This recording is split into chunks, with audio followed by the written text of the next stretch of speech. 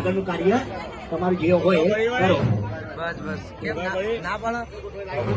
હવે બટુકોના આશીર્વચન પતી જાય પછી આપણે યજ્ઞની અંદર એક બાજુ કોઈના નાણાચરી બંધાવીએ તો આવી શકશો.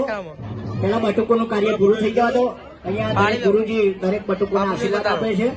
એમાં આપણે પહેલો જ પ્રાધાન્ય શિક્ષણને આપજો એવી નમ્ર વિનંતી કે બધા બટુકો ભણી ગણી આગળ વધે અને આપણો સમાજનો પણ એવી નમ્ર વિનંતી.